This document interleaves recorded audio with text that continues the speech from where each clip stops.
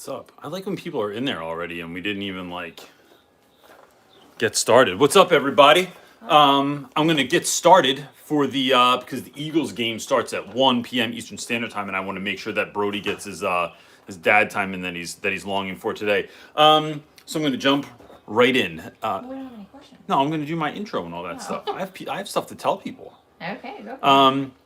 If you're new here, my name is CJ Reynolds, and I do this show every week with the not-so-secret wife. You don't get to see. It's just her hand usually on the side here. And with all these great people in the comments. And what we do, the whole purpose of this, like why would teachers be talking about education on Sunday when it's the worst day of the week for educators a lot of times, especially if you had a bad week before and now you're freaking out? Because this is us showing up on offense instead of showing up on Monday on defense. This is us showing up to get each other ready to help to be amongst people that get you, because you know darn well that your friends that don't teach have a lot of skewed ideas about education and what you should be doing and shouldn't be doing and how things should be run and stuff like that, but they're not in the classroom, so they don't really know. So this is like you being amongst people that get you. It's like that old Blind Melon video where like the bumblebee girl shows up in the field of other bumblebee people and then she's like, get it. Now someone gets me. So with the whole idea here is you show up, you bring your questions and your answers. This is not just me talking, but it's all the folks that are in the comment section from Mr. James Pete to Little Space Freckles to Tracy Pinter to Unicorns Rock to whoever else is showing up from week to week. Summer Tate, like these are just names that are off the top of my head. John Lopez, aka the most interesting man in the world. These are folks that are showing up to help you also. So if you get in here and you ask a question and someone starts speaking to you, it's cool. That's what we do. Like, we're trying to help one another out. What we're trying to do here is help each other be the teacher we always dreamed of being. And sometimes the world, the system, the man is trying to keep you down. And we're trying to help you say, hey, no, man, there's no way you only have to survive in this job, but you can thrive in this job also. So you can put your question in there. What we're going to do tonight, same thing we did last week. We're going to do like first 30 minutes of the show, not of the questions, of the show. We're going to take questions as they come. Second 30 minutes of the show, Not So Secret Wife and Edie, my helper, are going to pick questions that maybe we haven't addressed before or are really pertinent to right now. And if you ask a question that was already asked, we're just gonna like try and tell you like what the timestamp of that question was, so you can go back and watch it later.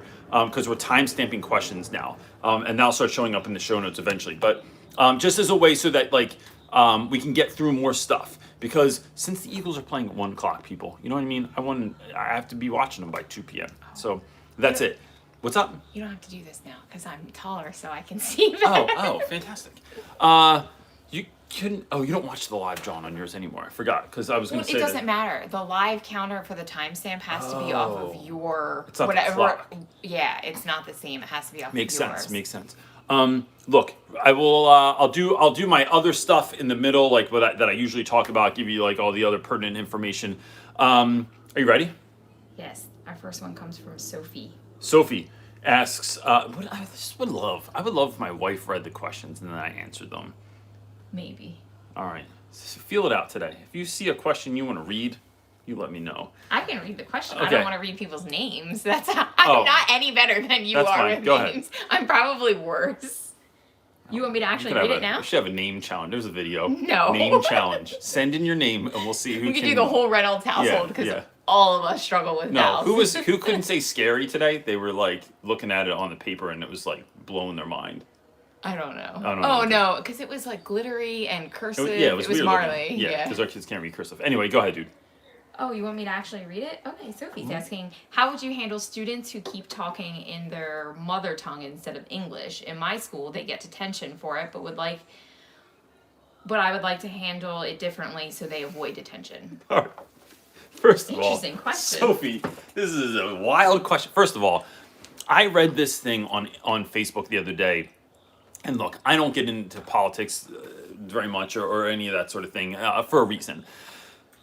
Somebody said that students who came, there was a principal that was starting, and somebody we know posted this thing, and it was like the principal was going to make it so that kids couldn't speak in whatever their native tongue was, or their No, it was so I don't even know if that's culturally crazy thing appropriate. that a principal, it was It was floating like around. some new principal. It was on Facebook, and it was like this guy was like, if you like, the only language you're allowed to speak is English. That's it.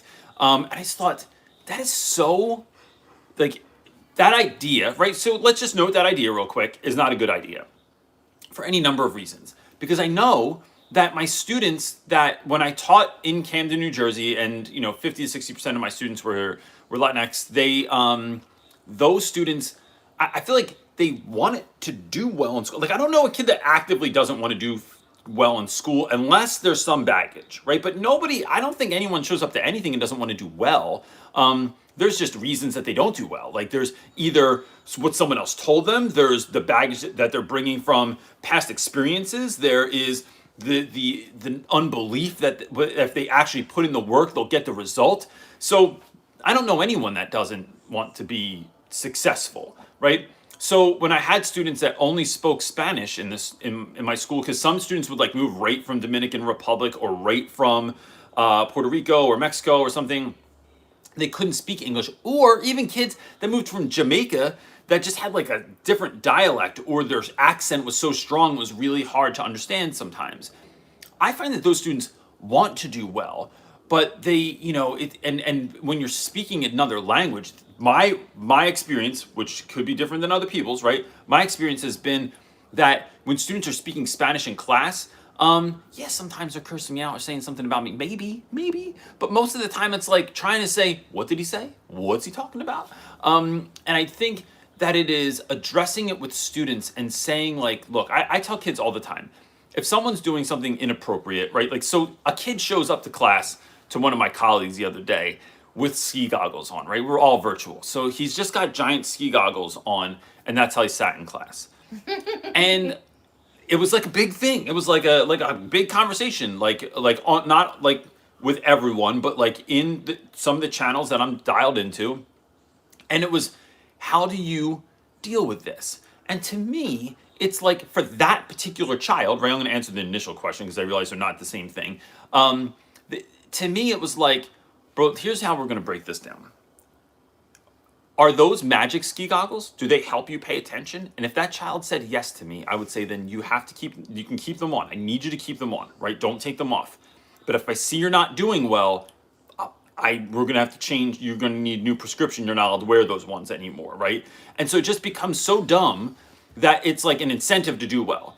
If a student is going to get detention for speaking Spanish, first of all, I would push back against that, and I'd try and talk to other teachers and see like why. Like I don't understand that policy, and it'd be really interesting if I could get a breakdown for that. But like ultimately, I would tell a student like, look, I don't want you to get in trouble. So if you need to do some stuff in my class, like let's sit you next to this person if you're in person, and if you're not, figure out some sort of communication. Like if you're in person and it's social distancing, whatever it is, there has to be something you can figure out to help that kid out. Or on virtual, they can, I don't know, message that other kid in Spanish, or keep them on speaker phone or whatever. Something has to be there.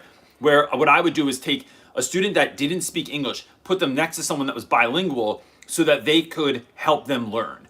And then what I found was that then I would also meet after school with those students, and I would have like, I don't know, between 5 to 10 students that all were, English as a second language.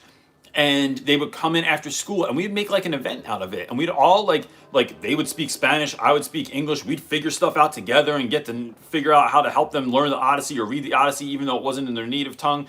And so and then like maybe get like a graphic novel version of it for a kid, because it was less words and they could see the pictures and understand what was going on. What we're trying to do is meet kids where they are to bring them up to where they need to be. And so I love that you're trying to help out with this, because what I would tell students is, look, if you're going to get in trouble, let's figure out a way around this, right? Like, let's figure out a way to help you win. If you need help, what you need to do is contact me. We'll have a little conference with someone else that speaks English, and it works. But like, if it's even English and Spanish, I don't know what the two languages are, but I would just figure out a way to help that student navigate that, because I don't see any usefulness in that particular. Now, from my standpoint, I don't see any usefulness in that particular rule, but it's helping kids. Look, I think here's the big lesson in life, right? In our jobs as teachers, there are so many things that we are and are not allowed to do. And so, but when we know what's right for kids, we can't always go to the principal, go to the board meeting, meet with the parent teacher association, whatever it is, sit with the board and ask, I need, to be allowed to do this thing. We figure out how to do it on the low most of the time. That's how I do everything in my school, right? Like there are big ticket items that I can do, but it's like to wait for policy to change or to wait for it to come down on high just takes too long. So you just handle it. And I think that is how I would look at this too. I would go like all guerrilla teacher on them and do it like low key, like a ninja. That's a great question. And if you want to talk about that more, I don't know how we would, but that would be something really interesting to hear more about. Email. Yeah. What you got? Josie, I think it says Josie H is asking, how do you deal with a kid coming in crying or visibly upset into your classroom, particularly if you are in front teaching, say a lesson or giving notes, and don't have any independent work time scheduled till later that period? Is there a particular space that the student goes to? How do you create a space where the upset student doesn't feel like the whole class is watching them? All right, so that's a great question, and this happened a lot of times. Especially, I found particularly awkward amongst high school boys. So like if a high school boy is crying, this is like, right, like like if we're talking toxic masculinity, you don't cry because now all of a sudden you're soft. Now all of a sudden you're weak. Now everyone knows what your deal is and they are going to put you on blast for it potentially. So I would handle this the same way I think no matter what grade I taught. I tell that student, hey, do me a favor real quick, bro. Step outside for a moment. You're not in trouble or anything like that. I just need to speak with you. I get everyone else let them know where they are and what they're supposed to be doing. I step outside with that student. I go, what's going on? Kid's gonna say nothing most of the time. Nothing. I'm fine. So you're not, because your eyes are leaking, and I can tell that you're visibly upset. And I want you to know that I see that and that I care. So this is how I lead to that question. This is a slightly longer answer. The way I get kids to talk every single time is I go, you don't have to tell me what happened, right? I'm not looking for specifics, or because ratting is a really big thing in our school. Like you cannot rat on someone. So instead I'll say something like, it's all I'm wondering is it a home thing or a school thing, right? Can you just answer that for me? And let's just say they say school. Okay. Follow-up question. Don't have to answer it if you don't want to, but I'm not going to know what's going on. Is it a teacher thing or a student thing? It's a student thing. Okay. Is it a student thing in class or a student thing like in the hallway or at lunch or something like that? It's a student thing in the hallway. Okay. Did it just happen? Did it just happen right before this? No, it happened 2 periods ago. Okay. So now I'm remembering, who did they have 2 periods ago? What floor would they have been on? Where would this have happened? Did someone assault you, or they just said something that hurt your feelings, or what happened? They said something that hurt my feelings. That happens all the time. And then usually by that point, I'll just say so what did they say that hurt your feelings so bad? And so what you're doing is making these sort of easy, softball, underhanded throw questions to kids that are easy to answer, that they're not telling you too much. They're not ratting anyone out. They're not saying what happened or who did what. But you're leading up to this moment where it's okay, we got this far. I know that it happened this long ago in this place at this time. This was the situation. Do you want to tell me what's going on? Is it let me know? Do one of those people, are they in this class so I can move you today? Then what I do is I go, here's what. Are we good? We're good. The time. There we go. Okay, cool. It's still running. Yeah, it's working now. Why did that do that? Sorry, that was somebody called me and it tripped up my situation. The phone call came through. So let me just make sure this is going back. I'm watching the live feed. You can see it. All right, because it's not happening on the computer yet, so that's why I was just wondering. All right, cool. Then I'm gonna keep going. Send that kid to the bathroom. Let him get a drink. Let him splash some water on their face. Take a second. You can give them a pass or not give them a pass. But I tell kids come back when you're ready. And then if you want to do work, if you want to engage today and you want to sit your seat, great. If you don't, you can either sit on the couch or you can sit at my desk and just chill for the day, right? You don't have to engage if you don't want to. We'll get you caught up when we can. And then I make it a point to just connect with that student later in the day, and then I help them address the situation that's going on. But that's like the long version of kind of how I navigate that thing. Cool, thanks, James. That's all he said. Josephine, I love that name. Josephine Pettit. Oh, how would you have vlog? Oh, would you vlog your experience during your first year of teaching?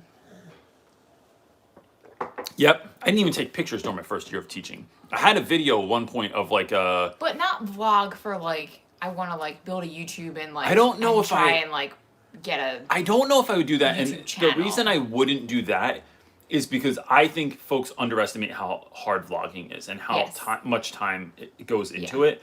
And teaching, it's like. And are you allowed? Like, are you allowed to do it in your school? That's become a thing that like it wasn't a thing when I started teaching, and now you're making money, right? So you're making money, and some schools don't like the fact that you're making money with their school as a backdrop or with students in it. Yeah, but that's actually a falsity that you're spreading. Like, you don't make money off of YouTube like through AdSense for a very, very, very, very long time. No. What about like some of these young women that start channels, especially? That's true. Like if you look like someone wants to be, right? So like if you're, like yeah, but to make because I think we look for people that we can relate with. But to make a profit off of YouTube, where like an actual you need 1,000 subs. That's it.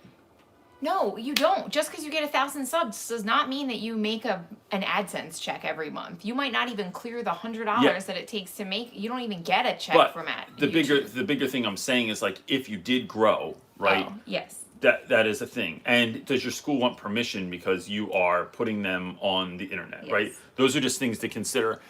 But I think for the sheer like aspect of remembering what it was like, I think that it's so interesting that most of us have an idea of who we want to be one day, the kind of teacher, the kind of person, the kind of dad, the kind of spouse. But we often forget that although I'm not where I want to be, we forget that I'm not where I was.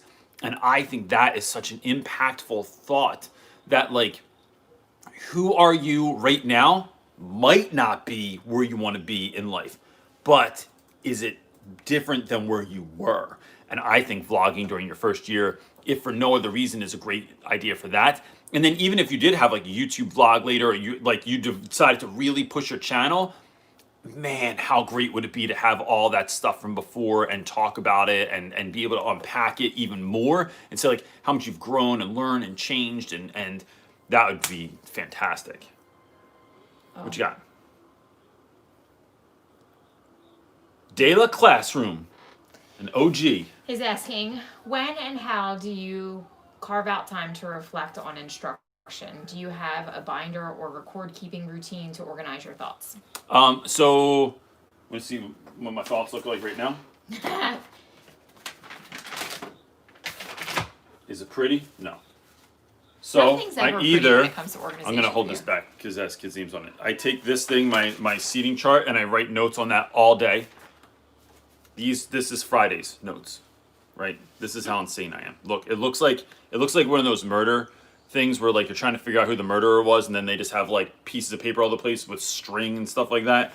Or I have legal pad upon legal pad upon legal pad of stuff. I'm trying. This is because I'm virtual, so I can't like.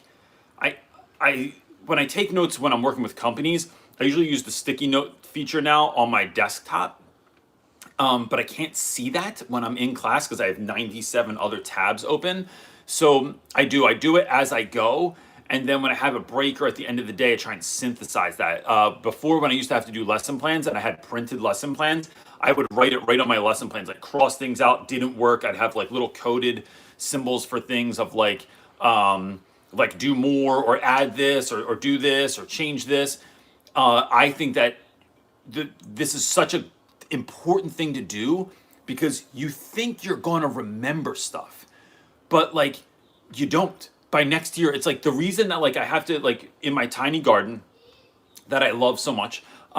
I have to take pictures of it in the summer, not to just look at later, but because I can't remember what's growing where. Like I think I'm going to remember, and then in the spring we're like, what the hell's that thing coming up over there? Like, is it a weed? Is it a plant? Is it whatever?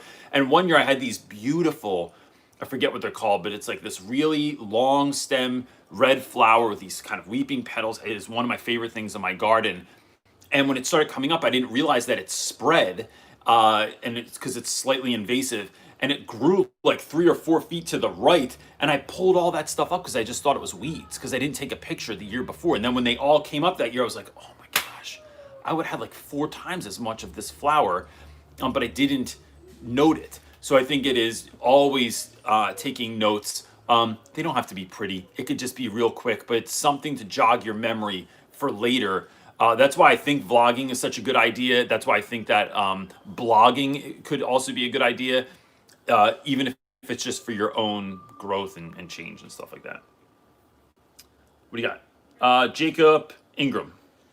First time doing journals this year. How do you grade student journals, and any tips would be great. Thanks for these videos. Means a lot. This is a great question. Jacob, I'm going to throw this back to the crowd. So if everyone in the chat, if you could give an idea of how to do this. So I started doing journals, but I do it in Google Slides right now, but I take like so if you have like, the slide looks like this, I turn it like this because then kids can fit more on there. I make like a really cool picture at the top, and I make like I use like good text and stuff like that to have something that's visually engaging. I don't know if it's the best way because sometimes Google keeps screwing up this year, and we keep having issues with Google. And look, to be fair, I keep telling my students when they get aggravated with different sites, I'm like, these people didn't know they'd be running the educational world this time last year. Like Google didn't know, Schoology didn't know that all of a sudden the whole world's using you. All of a sudden everyone's using Canva. All of a sudden everyone's using Nearpod. It's like the sheer volume of educators that are now essentially forced onto these platforms, they didn't know last year. So I give them a bit of grace. But sometimes my Google Slides don't show up for students. Sometimes they can't access it. They can't write on it. There's all these different problems, and it's everything on my end is done right. There's just some glitch in the system. So I'm wondering, how is everyone else doing? Like, on what platform are you if you do journals? What are you doing? Because I like to do it every day, and then I don't grade them every day. I think that's way too much work. I grade them once I get to about, we'll say, I don't know, 15 of them or so, and then I just grade them out of 4 points. And so it is 4 or 5 points. It depends on the class, but it is essentially like, is it set up correctly? Like the date, the question, and the organization is there. Is it at least the minimum number of sentences that it needed to be, right? And then is it like, did you like, I'm looking for like capitalization and grammar and stuff like that because my guys still struggle with that kind of stuff. That's it. I don't grade what you wrote. And as a matter of fact, I tell students to note on the top. I got this idea from my friend, Kate the Sleepy Teacher, who's on YouTube as well. Kate, so the one thing is me. I have kids put a star at the top if they don't want me to look at it, right? If they don't want me, if they wrote something personal, something about mom, dad, themselves, that they don't want me to know, but I'd rather them share their story, their thoughts, their feelings, their ideas than not. So put a star at the top if you don't want me to read it. Cool. Like you like a girl, somebody likes you, whatever it is. But Kate has the kids write tweet at the top or put a blue Post-it note if it's something they want the teacher to read, which I think is such a great idea because sometimes kids don't want to read out loud, or sometimes they just want you to know something about them. So you can have some sort of indicator at the top as to the ones that the students want you to read. And then I grade it for completion. And did you set it up the way that I want it, and not so much on what you're writing. And that thought comes out of this. When I started writing my book, which I have a book, it's called Teach Your Class Off, The Real Rap Guide to Teaching, available now on Amazon, Barnes & Noble, and everywhere else that you buy books. When I was writing a rough draft, when I was like, so the way that I felt was best to write was like, you don't always want to write on every day. but I had to. I made myself write every day. And so sometimes it was just what Tim Ferriss would say, like, can you write 2 crappy pages a day? Sometimes the stuff was good. Sometimes I was feeling the flow and I'm writing. I'm like, this is great. I'm feeling good about what I'm writing. Other days I'm like, this is total dog crap. Like, this is just gobbledygook. Like, it's nothing. I really just said gobbledygook. But, so I don't know that I want to do that to my students and grade them on something every single day. So that's why I just do like this handful of things. I think it could also be interesting if you had students like, out of this many journal assignments, like pick 5 that I have to grade, right? Like for each one of you. And then those are the ones that are really tight, the ones you feel strongest about, the ones you had a good answer for, something like that could be interesting as well. But yeah, I'm going to go back and look later and see what people were saying. You didn't catch anything, did you? What? Platforms that people suggested? No, but All they right. did say, like, someone asked, it was like kind of a sub question. They said, how do you organize your data you get from your students? Do you assign writing assignments? What are your expectations? Oh, maybe, is that a separate question? Yeah, that's a Okay. simple question. We'll get back to that one. Okay. Catherine Metcalf is asking, How do I help students who are stressed? I have freshmen who are new to high school work and they express that they are overwhelmed constantly. all right, this is a great question. I love this question because I think it is the same thing that's going to help teachers that are stressed, that are new. It is on a level. I think for students, it's a lot of difference, it's a lot of change, but sometimes we make things seem harder than they actually are. What I think is the best thing we can do for students that feel overwhelmed is to help them figure out, 1, how they learn, and 2, how they're going to achieve their goals this year. Because school is so homogenized in that oftentimes students that don't learn a certain way they just give up, right? They just lose interest. They were excited to come to high school. They were excited to start 5th grade. They were excited to do, 12th grade year AP. But then when they saw how hard it was, we didn't rig the game so they could win. And what I mean by that is not dumbing it down, not making it easier, but, as a teacher and as a parent of students of 2 kids that have like their own learning differences, I now realize that I had some sort of processing issue when I was growing up, right? And I still do. That oftentimes when I read test questions that are on the state test, so like while the kids are taking the state test, I just like look at it. I have to read things 3 and 4 times to understand what someone is saying, right? It's not like a dyslexic thing where the words kind of are screwed up. It's in my mind, the way you're saying it is not a way that I'm connecting with. So it doesn't make sense to me. Directions that the school gives on like how to set up this or how to do this thing, I'll read it and I'm like, wait, what? Like, what are you saying? And I'll have to I have to read like 3 or 4 words and then think about it and then go from there. As a kid, I felt dumb as hell. I just thought I was stupid. I just thought I didn't know how to do certain stuff or that I just sucked at math. Maybe I didn't just suck at math. Maybe I just never had a math teacher that spoke my language. So I think it is helping kids to figure out how do you learn. And so asking them, hey, come sit with me after school for a little bit, or let's do a Zoom call or whatever. What's the best class you ever had and why? Right? That's one. Sorry, that was meant for me. What's the best class you ever had or the best teacher you ever had and why? And then listening to a kid and trying to pick up clues as to like, why would that class have been good? Like, did they do a lot of projects? Was the teacher really kind? Were they patient? Did they let you work at your own pace? Was there autonomy in the reading? Like, what was it about that?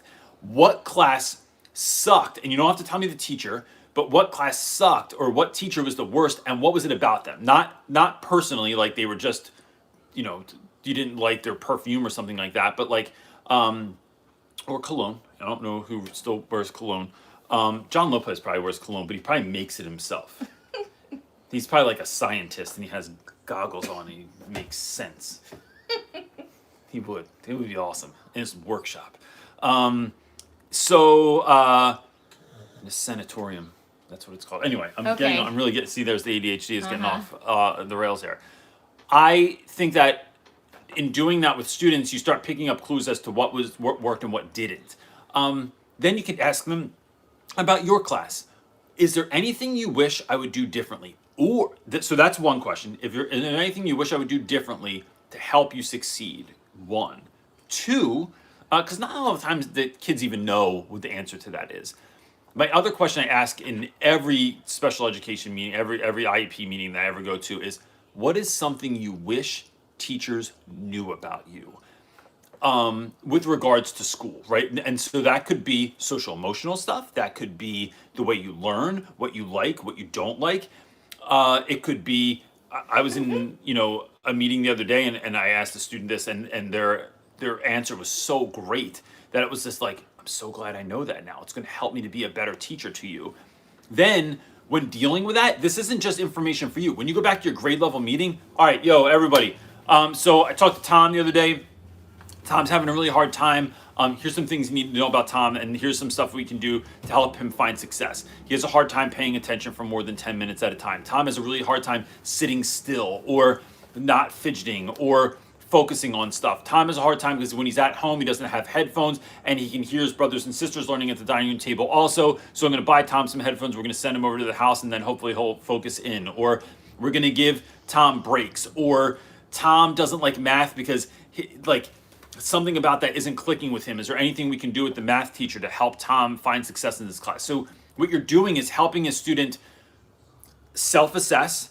You are praising them for being self-aware and for advocating for themselves. And then you are trying to help them connect the dots because sometimes students don't learn.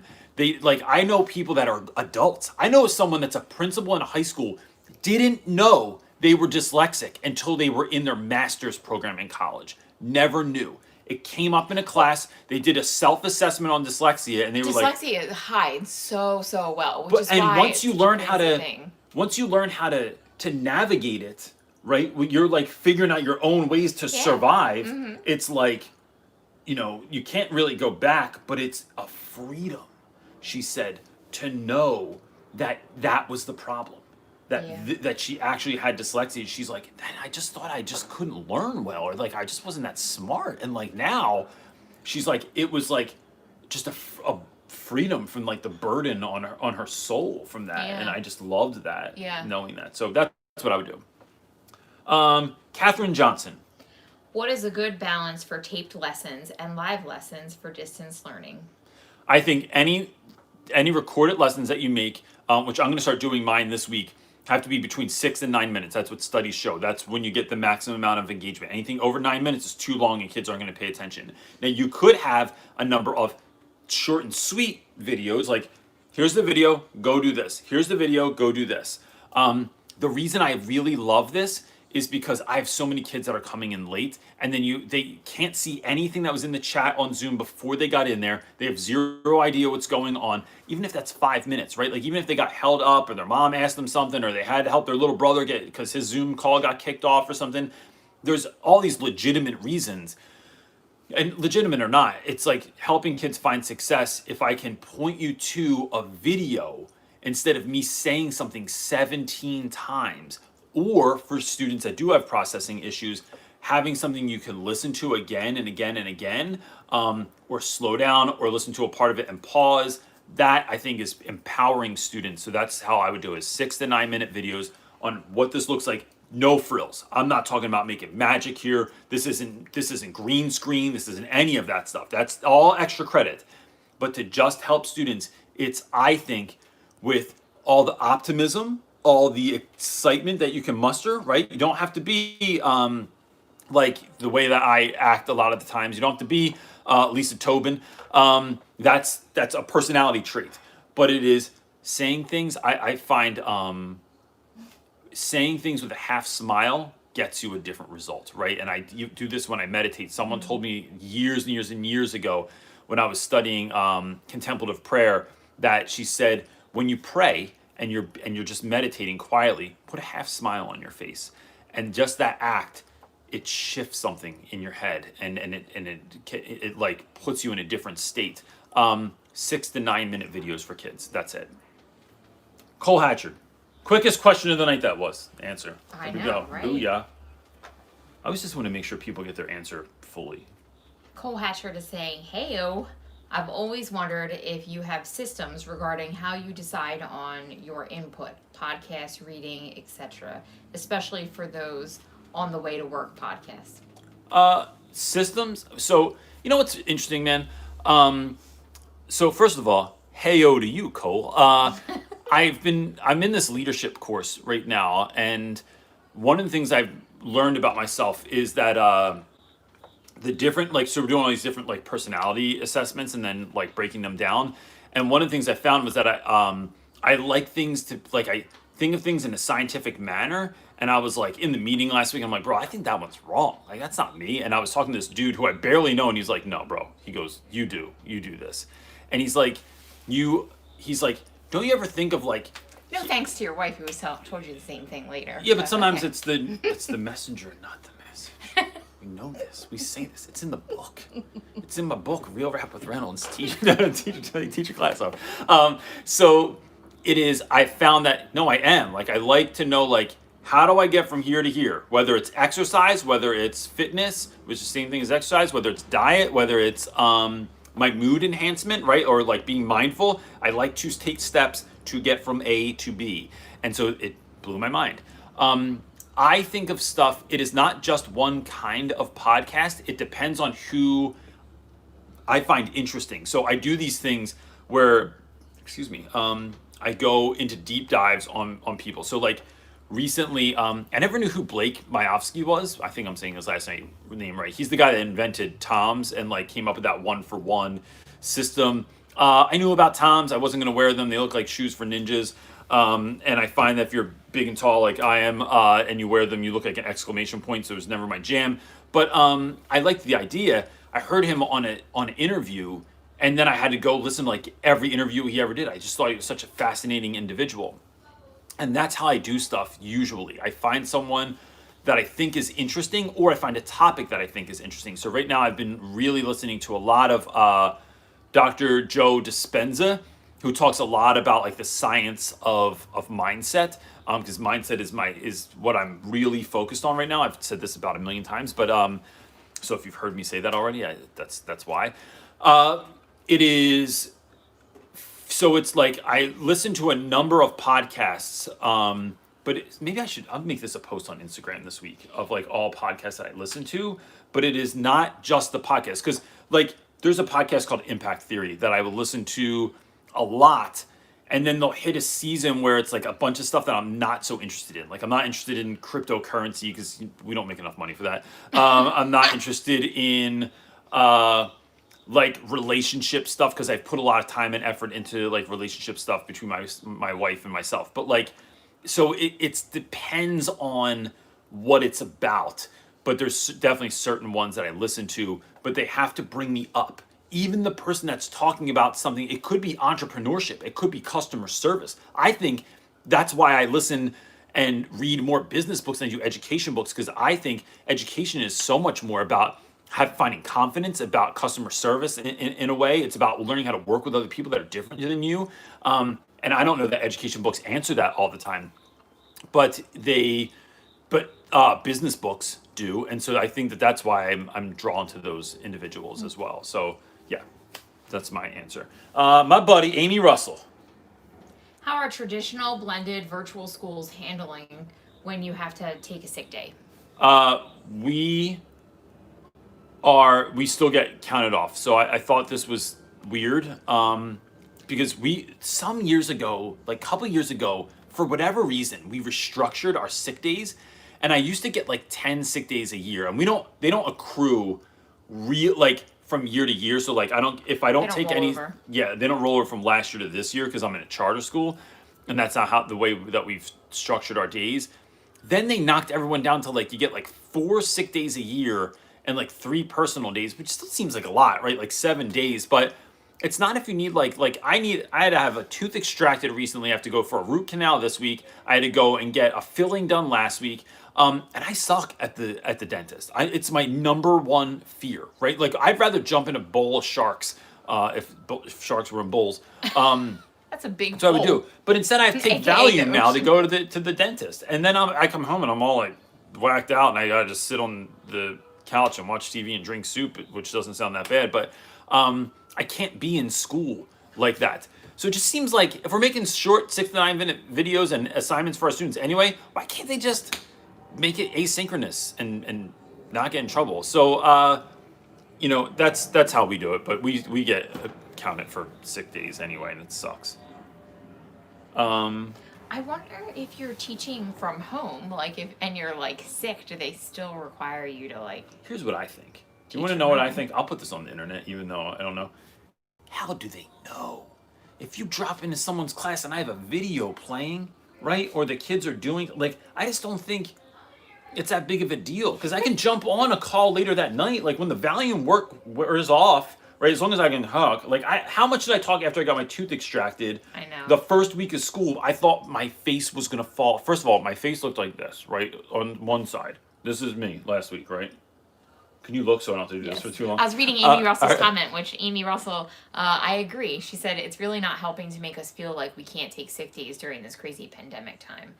No, here's what I know, Amy And John Russell. wrote that same thing. You need more sick days. Yeah. You need to take time for you, right? This is one of my big things. That's what Heather said. Lately There is- should be mental health days. There is, man. There's so much we're missing the fact that, like, let's just go over a few things, right?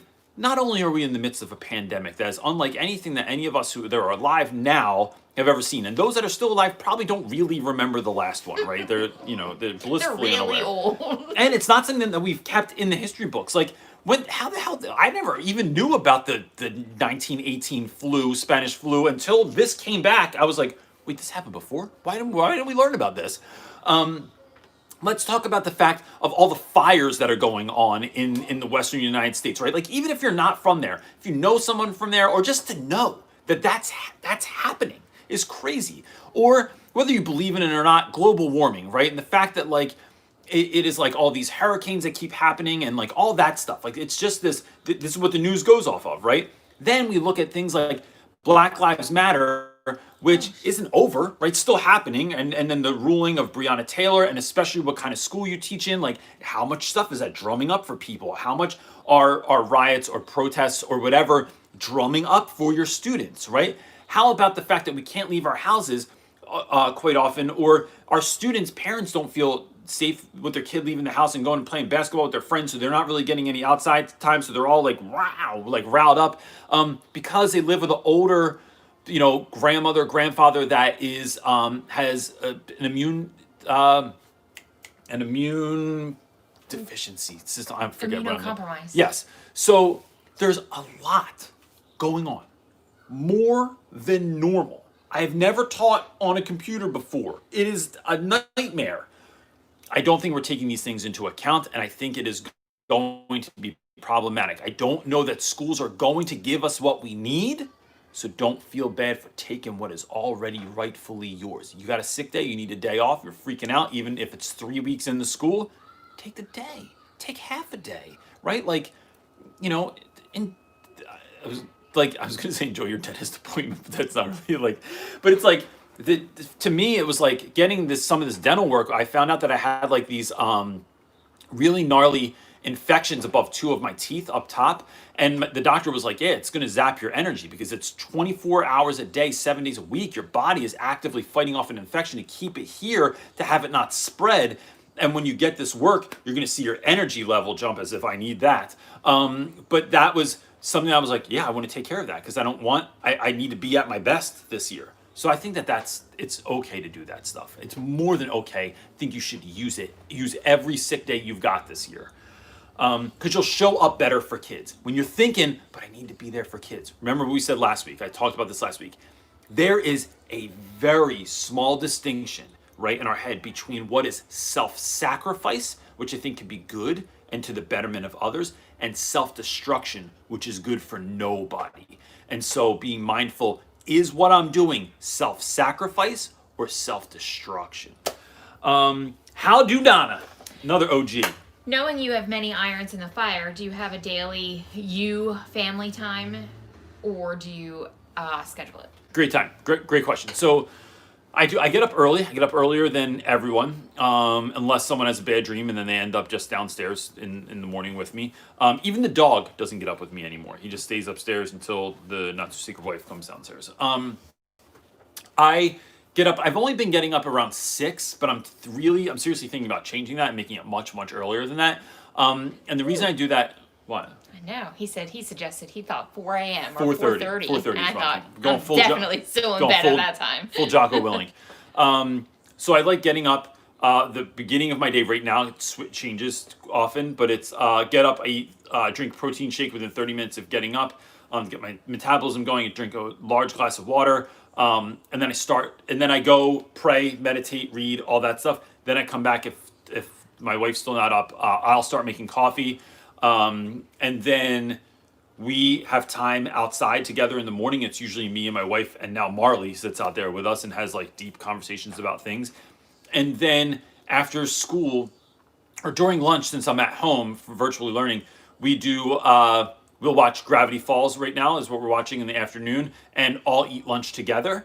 And then after school, I take it is like a sharp, as soon as that last class is done, I'm done for now. And I'll take a walk with my wife, wrestle my kids, take the dog to the park, something like that.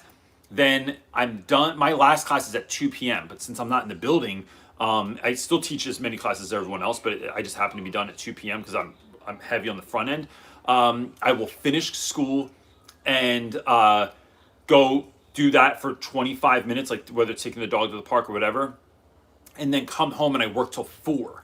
At 4, it's a hard out, no matter what's still going on, right? I'm done. And that has been really beneficial. And then I do... Yeah, but that transfers, then we transfer to, Real Rap with Reynolds work. A little bit later, though. But I still, get my video game time in with the kids, usually. Yeah. It depends, too, because our kids are at an age where, they might just be out at friends' houses or they have, this base they're building in the woods. It's 20 trees near our house in the back of a lot. But they're building this base lately, and they spend all their time down there doing stuff. So if they're not home, I'll work more, on Real Rap with Reynolds stuff. But that's also because we had a lot of brand deals lately, which is why I haven't put videos out on YouTube either, because I've been making stuff for I think overall, though, to say, it fluctuates, and I think we plan out, specific things to do with the kids on a daily basis. So we go, okay, we want to make sure we hit this, and this with kids today. Yeah. It's not always it's per what anybody needs, right? If they're self-sufficient and they're out playing with friends, or they're home, today they have certain things that they wanted to do with us, and it was okay, we have to make sure that we carve out time for this and this with them. But well, look, I mean, this week, right? I had a full breakdown, right? It was just already I was just this is too much. There's too much to do, and I was losing my mind. So what I did was I was all right, screw it. I just went hard for a day, and just all this mess got organized, right? And then I organized everything on my desk and stuff like that. And it's also driving me crazy that I can't get a desk anywhere because we really need more storage. Yeah, so I don't have enough room because now all the school stuff's home, and you can't see it, but there's stuff everywhere. I need to get that. That helps me mentally. So I went hard for a day, but then yesterday, dude, we just chilled. I watched a whole movie yesterday. Well, damn, I gotta finish that movie. Then we watched a bunch of Peaky Blinders last night. It was our cheat day, so we just ate crap. I ate Count Chocula yesterday. People. I ate so much Halloween candy because I bought Halloween candy because it's out, and I bought not the minis, but I bought the fun size kind. So it wasn't. Let me I draw ate so much distinction. candy that I literally gave myself a stomach ache last night, and I was I need to go to bed because I feel like I'm gonna get sick. Literally, I'm falling asleep, and you go, baby, I feel like I'm gonna throw up. I'm you're a little kid that. But at least I will not want candy or sugar for the week. I'm good. You're the little kid that just ate all the Easter candy and then puked it all up by 10 o'clock in the morning. Amy Russell says she ate Count Chocolate too. Yeah, see, because they have it at Target, and it's in this big ass box, and you're just yeah, childhood. So the reason, here's why I bring this up, and I want to move on to the next question. The reason I do that, the reason I'll just go hard on a day or two or for a week, but when I have off, it is not just this with a beer on the couch. Although that's what I feel like sometimes. It's no, what am I going to do? If I'm cheating on a day, yesterday it was, I still did protein shake in the morning, still did coffee, but then it was chocolate croissants. It was a pork, egg, and cheese sandwich, go Jersey. It was Count Chocula. It was a ton of candy. It was drinking beer, because I cut that on my diet during the week too, for the most part. But it's like, I'm going full tilt, like gluttonous, because that just feels better. And so it's either when I'm not doing work, I'm 100% not doing work, and that's how I do. Sorry, that was a really long answer, but I hope it was helpful. It's just a funny. Chris Dutcher. He's asking, my school is all virtual, and the district says we can't require cameras to be on for all students. What are some tips for connecting, engaging, monitoring students? I have Go Guardian now. Yeah. Oh, really? Okay. Interesting. Do you like Go Guardian? I'll ask. Yeah, Chris Dutcher, can you send me an email? Let me know if you like Go Guardian. So what I'm thinking is, we aren't supposed to require our students to stay on camera. I don't, right? Like, and this isn't putting anyone on blast, because I don't know how kids view their own living situation, but like, so I had a kid on the other day that had to sit on the couch with like two of his other brothers, and they were all learning. Some people, like, someone got they unmuted themselves the other day to give an answer to something that I asked the class. I didn't ask that individual. Unmutes himself, and what I hear in the background is mom on the phone going, "Yeah, the account number is," and I was like, "Nope!" Like, mute immediately. Like you cannot put that out there. Or like, I just don't know. Like, I have a couple of kids that like learn from their basements, and some of their basements look nice, and other ones look like it's like, it puts the lotion on. Like, it's just like, this is not. I don't know if you want people to know that. So that like that you're like learning from a cellar, essentially. Because basements in Philly are like, they look like they're like old storage cellars. They're not like beautiful like finished basements. So when that happens, I don't require it, but I know for a couple of different reasons, who's playing video games, who's watching TV. Even when kids are looking at the camera and they're just like this and they're staring at me, I can tell that, like, bro, you have another window open and I know you're watching anime or something right now. Here's what I've done with that. One, this year, look, man, one of the things we have to get around is just knowing that there's going to be more responsibility on the students' end than we can do anything with, right? Like, I'm not there. I can't see what's on your computer. I can trust you, but like, I don't really know.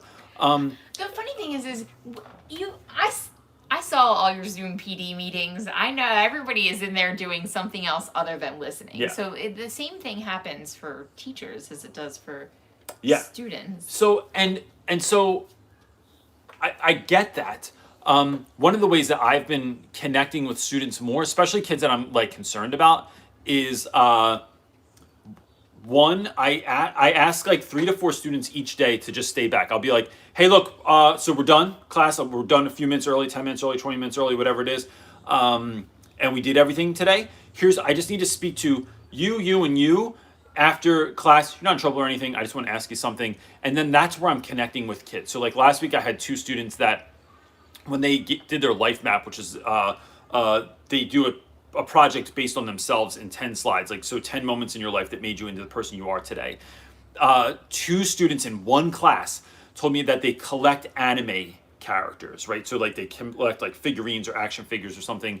And this is like, that's like nerdiest of the nerd kind of thing to do. And when you're in high school, it's the only time I've ever heard someone share that, because you have to have like expendable money to collect that kind of stuff, or like you have to like not spend money on this and spend money on this instead. And it's just not something I've ever heard my students talk about. But the fact that 2 kids in the same class talked about it, I also knew that if we were in school, those dudes would get dogged. Like in 10 seconds, someone would be like, you collect toys, you play with toys, blah. So I kept them after class and I was like, bro, you got to tell me more about this. I need to know, like, what's like the rare, like, how'd you get into this? What's the rarest thing you have? If you could have any collectible figure in the world, which one would it be? How do you keep them safe? Do you dust them? Are they in a case? Like, what's going on there? So immediately you took someone who's a clearly an outsider because they collect action figures and they're 14 years old, right? And this is like not something that people talk about. It's all, I do the same thing with kids that play Pokemon still, or kids that play Magic the Gathering, or kids are into like cosplay kind of stuff, or whatever other thing they're into that is weird. And what I mean by weird is like, it is not the average, but that's my favorite thing. It's my favorite place to be with kids, is kids that like are, you know, slightly left of center. And then empowering them by saying, I'm interested, and I'm not always like, I don't give a crap about figurines, right? But what I care about is the kid. And if the kid cares about it, now I care about it because you care about it. I'm not like going to go collecting characters or something like that, or playing Pokemon, because that game's just confusing to begin with. But I'm asking real questions that I'm genuinely interested in, and then we build this thing that is, now I know you love Dragon Ball Z and who your favorite character is, so journal entry on Monday, looking up Dragon Ball Z quotes. And then I use a quote, hey, in this episode, this character said this, but it's something that pertains to everyone. How do you all feel about this? How does this relate to your life? Now the kid that I spent time with after school, when I do that, they're like, yo, Reynolds gets me. This is the greatest class in the world. This is squirrels. I hate them. I know. Squirrels are screwing up my garden. They make me angry. But whatever. So that's how I get to know students better, is by doing those little, like, it could be 5 seconds, or it could be 5 minutes or 15 minutes with a student, depending on the kid. But that's how you let them know it's a simple act of doing this.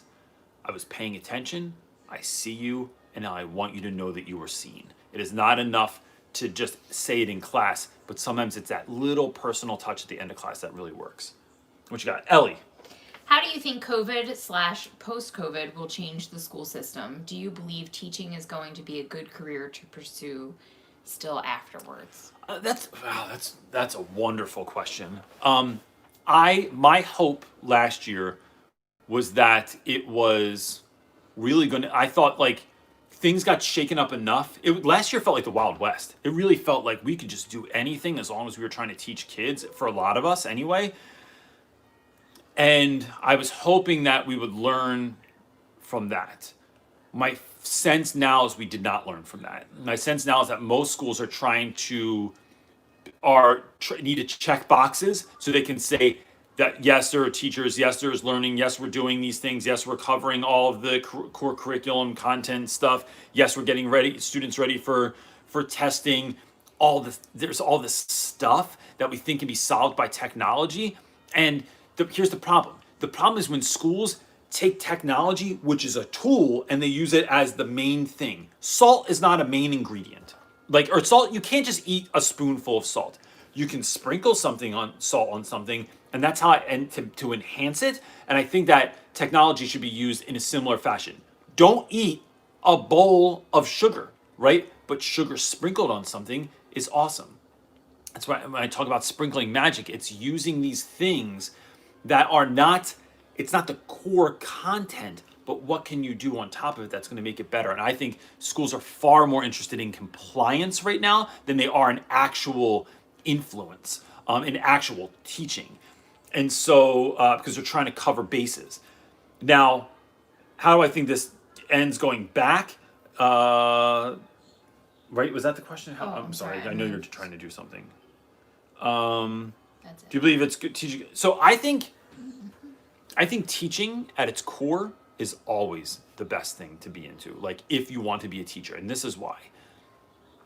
I got into teaching for kids, not for content. I love English. I love literature. It changed my life, right?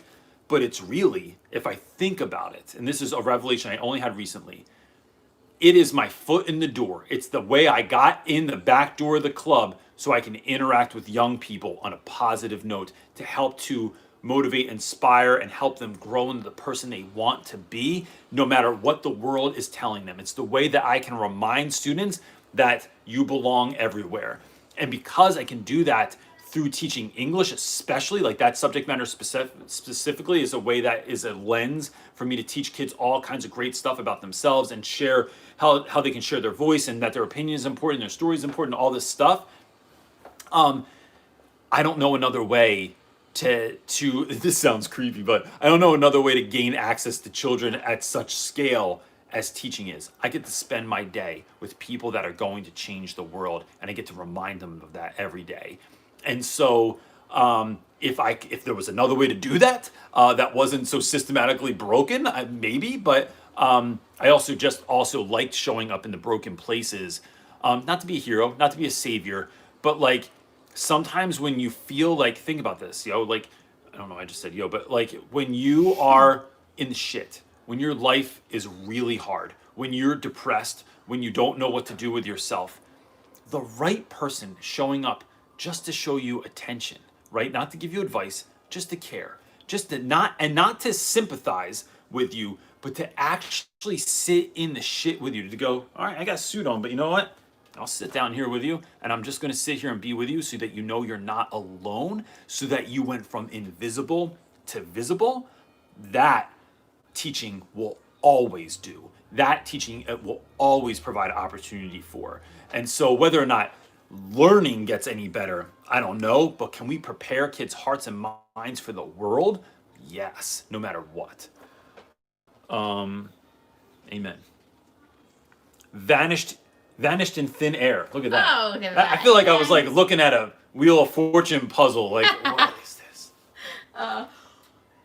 Is asking, what makes a good team leader? I'm a newly appointed leader. I'm the youngest in the department, and I also worked with teachers before, so sometimes I worry they hate me or if I'm doing it wrong. It's a good question. This is an awesome question. I have 1,000 answers for this, but the short of it is that I'm going to tell you is, one, your people have to know that you have their back no matter what. That is the most liberating thing as a follower or a supporter to a leader, is knowing that they're going to ride for you no matter what. That if you screw up, you're not just going to get, punched in the face, but you're going to get talked to about not just what you did wrong, but growth mindset. How are we going to make this better? How can we have a conversation about this to help next time? You yelled at a class, you gave someone an F, you did not have a good conference with a parent. Check, done. There's no use in talking about what we did if we're not going to say, let's identify what went wrong or what went right, if that's the case, and then how do we change this next time? I think that's one of the biggest things, and I think doing that regularly. One of the best principle I ever had in my life, one of the best people I ever worked with in my whole life is this guy Noah, and Noah would just him being in the building made you feel better. That if you had an altercation with a kid or something was going on, he would just come down and gently like just be there. He didn't have to insert himself. He didn't have to say anything. He was there if you needed him. He would just pop in your room and he would remember stuff about you. Like, yo, Reynolds, did you and the boy go to the thing this weekend? Did you, how'd this turn out? How was your brother's wedding? He would just remember stuff that you were like, damn, you really paid attention, bro. And then he would talk to you about it for 2 minutes and be like, all right, man, I'm going to go check in on so-and-so, but I'm really glad that it went well. That kind of stuff where you're seen as a human being and not a cog in a machine and you're cared for, I think that on the lowest level, right? That's baseline leadership is the best gift that you could give to your people. I have 2 questions left for you. Cool. And then it's time for the Eagles game, which is ours. We'll ask this one while I find the other one. Got you. My boy, Mr. James Pete, which let me say real quick. If you're not in the Facebook group, Real Rap With Reynolds Teacher Talk on Facebook. Last Tuesday, we had a meeting of people, just random Tuesday. Zoom happy hour, right? Which didn't you have to drink. Me and James were throwing them back, but you could just show up and just be happy. Of people from literally around the world, a group of 38 of us or something like that.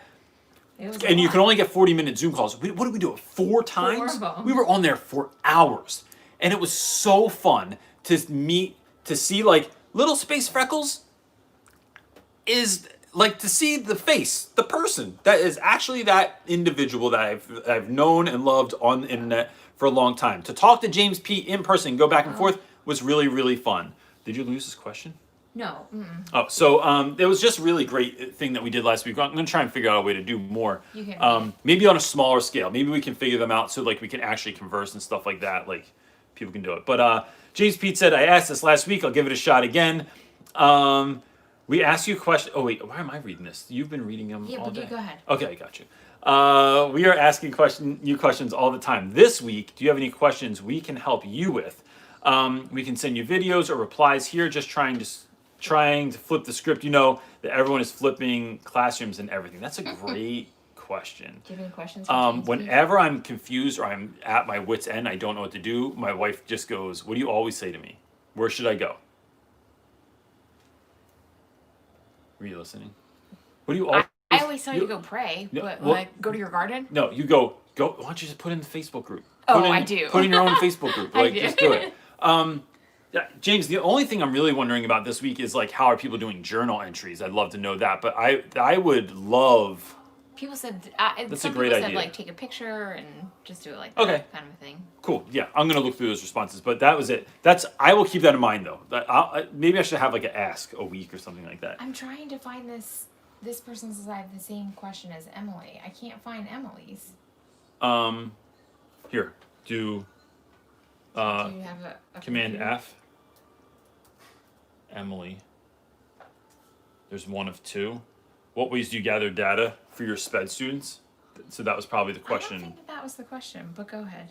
Should I just answer that one or? Yeah. Okay. Edie, if you know where the other question Edie, is. so let me say it know. again, so because Edie might not have been paying attention. Oh, Heather McCure is saying I have the same question as Emily. But we're not sure what question Emily I had, don't know unless what it's what ways do you gather data for your SPED students? There was a different one. It was the one that I read that wasn't a question yet. All right, so real quick, the Anyway. way that I gather data for my SPED students is we have trackers that we keep, or like I just follow along with the IEP, or I take notes constantly on like how I'm altering things for students to help them do well. I found that virtual for my SPED students so far this year has been really good and much better than it was last year. Because when I let everyone go, or if I can just put myself in a breakout room with a kid for a moment, that allows me to break things down, to explain things, to connect with them, and it's been that's been really good. Or if I can't do a breakout room, not all of them, but a number of my students that have special needs or have IEPs have my phone number, and I'll have them call me during class. I mute everyone else. I take the phone call real quick. I can run down for you what's going on, and that's been helpful too. But I just take notes, and then what we do is I typically sit with someone from our special education department, and I say, look, I don't always know the language, because you know, if you are not in special education, maybe if you are, you know that special education people have their own language. You're not really even sure what they're talking about sometimes, like because you're just like, I don't know what that number or acronym or initials meant that you said right there. So in doing that, with sitting down with someone, they might ask me leading questions, and I'll say what I did, how it changed, what worked for that student, and then they put it into a way that everyone's going to understand. It's like Forrest Gump. Mama always says things in a way that I can understand them, and that's what I do. Anything else?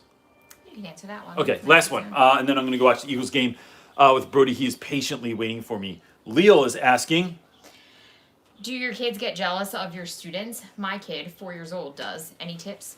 Thanks. I thought, never mind. I thought it yours- was going to say, do your kids I thought you get said, jealous of and your he tips, and I was waiting for like, No. what, the flower vase over? Like, No. yes, so Do you think our kids get jealous? I of their think sometimes, but not really. And the reason that I have figured out a way around that is I have always brought my kids to school, like for years and years and years. And I don't know that I would bring Brody as much anymore unless older guys do that, because he's 13 and my students are 14.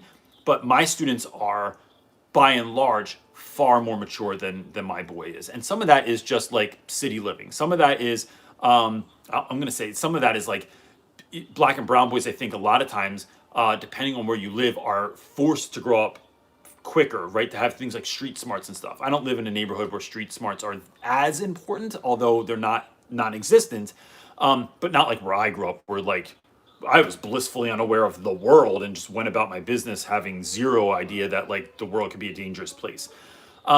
But bringing my kids in and really loving my children in front of my students and loving my students in front of my children has been something that has created an atmosphere where when I bring my kids up, there's actually kids that are excited to see my kids that are like, yo, Brody, did you bring your Switch? Or do you want to play Fortnite real quick, like on your dad's phone and I'm playing it on my phone and we'll do this? Or, yo, did you see this new thing? There's a new game and you can do this thing. Or there's a camaraderie between them. Or we've even played Fortnite with some of my students, which just keep on mute because my students curse like sailors. And so it's like, but it's that sort of connection.